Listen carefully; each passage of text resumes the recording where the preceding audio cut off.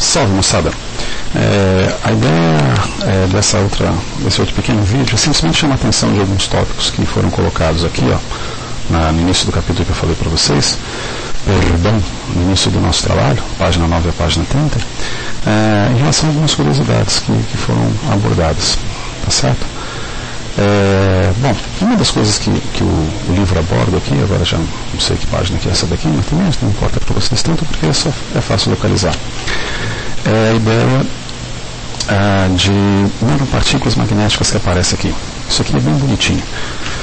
Essa ideia de nanopartículas e magnéticas ainda por cima, ela está começando a varrer a literatura científica em relação a algumas alternativas que são interessantes. Bom, primeiro, qual é a diferença de uma nanopartícula para uma partícula? Tamanho. O que é tamanho em relação ao quê? Tá? Tamanho em relação a isso aqui, ó. Deixa eu ver como é que faz. Não, tá bom. Sim, tá bom. Tamanho em relação a isso daqui, ó. Você tem aqui uma escala nanométrica de objetos e aqui você tem uma comparação de tamanho de moléculas muito pequenas, que aqui está representando a água, por exemplo, com 0,1 nanômetros. Ou seja, de nano a gente vai para femto na escala, né? Seriam 100 femtômetros. Olha que loucura. Uma molécula de glicose de 1 nanômetro, e aí você vai subindo até uma bola de beisebol aqui com 100 milhões de nanômetros, ou seja, uns poucos centímetros, né? 10 centímetros, eu acho. O que se chama de nanotecnologia e nanopartículas são coisas que estão ocorrendo nessa faixa aqui, ó.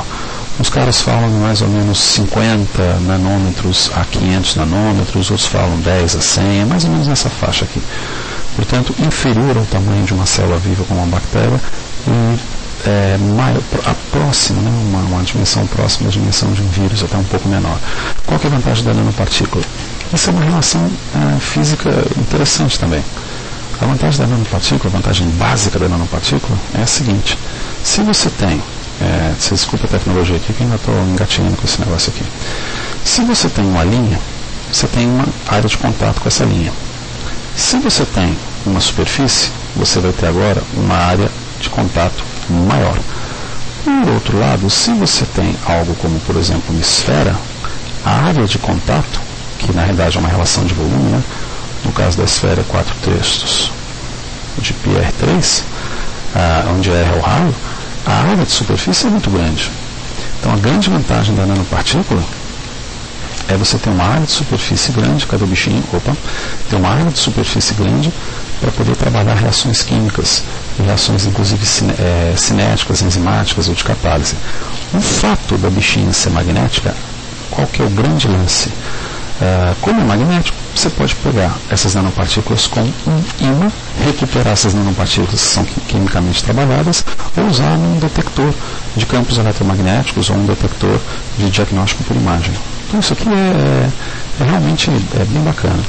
Aí um pouco mais para frente, quando está se tratando, o capítulo trata de massa e de matéria, ele fala de um tópico que é as medidas de superfície, as medidas de área, né?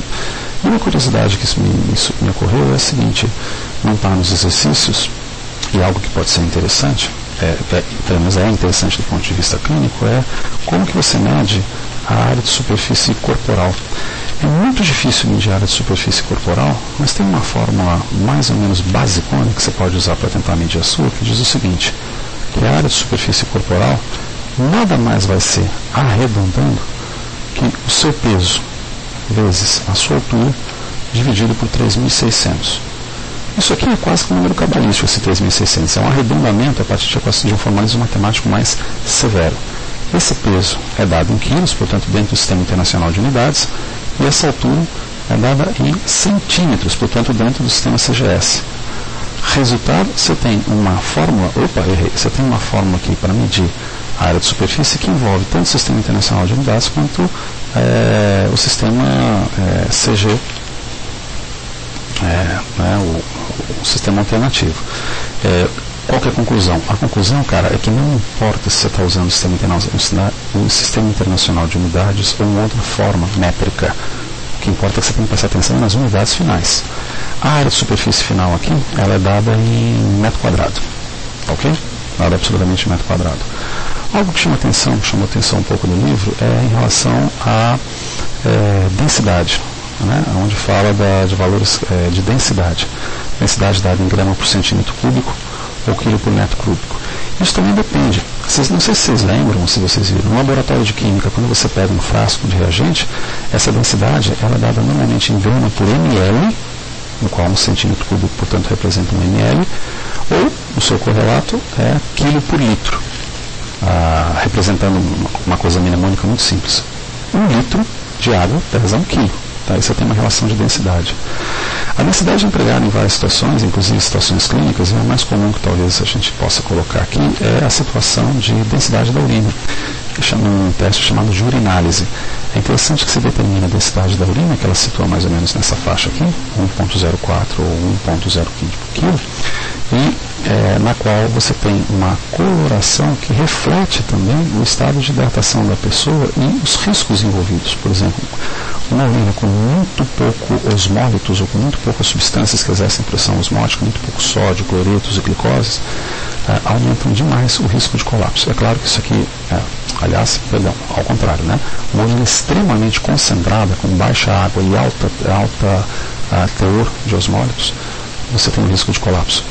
Na medida que você vai subindo as cores aqui, você vê onde você tem uma hidratação maior e, consequentemente, alterações fisiológicas. A urinálise, a densidade da urina é muito utilizada em laboratório de análises clínicas para fazer inferências sobre comportamento, sobre comportamentos e riscos. Aí vai uma perguntinha, vamos ver se você consegue responder. A gente faz xixi mais no verão ou mais no inverno? E por quê? Essa eu vou deixar para vocês correrem soltos. Uma outra curiosidade que chama atenção no livro também é algo em relação à aceleração e velocidade. E essa aceleração, velocidade e aceleração, tem um determinado momento que ele joga aqui, ele chama atenção sobre os radares de rodovia. Se eles medem velocidade, se eles estão medindo velocidade média ou velocidade instantânea, que é aquela derivada, aquela primeira derivada do deslocamento no tempo. Tá? Bom, tem mais ou menos umas 3 formas de você medir que os radares medem velocidades. Alguns autores até nem consideram que uma dessas formas sejam por radar. Um desses truques é você simplesmente pegar e colocar no chão do asfalto um sensor, uma bobina aqui, e no outro ponto uma outra bobina aqui. O carro está passando aqui. Fazer um carrinho aqui, aí, bem legal. Aí o carro está passando aqui. Na hora que o carro passa por essa primeira bobina, ela dispara um sinal. Quando o carro atravessa essa segunda bobina, ele dispara um segundo sinal. E a distância é medida a partir das diferenças de indução eletromagnética desses 2 sinais. Não é propriamente um radar. Né? Um outro tipo de radar, e esse é um radar mais conhecido, é um radar de efeito Doppler. Tá? No qual basicamente você tem um radar aqui, né? Tchum, lá com a máquina fotográfica, o carro se aproxima, então, olha meu carro como está lindo, cada vez mais bonito. O carro se aproxima em um determinado momento e essa distância é medida a partir da propagação de ondas sonoras. Isso é bastante evidenciado quando você pega, por exemplo, isso aqui, essa figura. Quando você ouve o barulho de uma ambulância, na qual, quando ela está próxima de você, ela fica mais aguda, e quando ela está distante de você, ela fica mais grave. Sem parecer ridículo, alguma coisa como...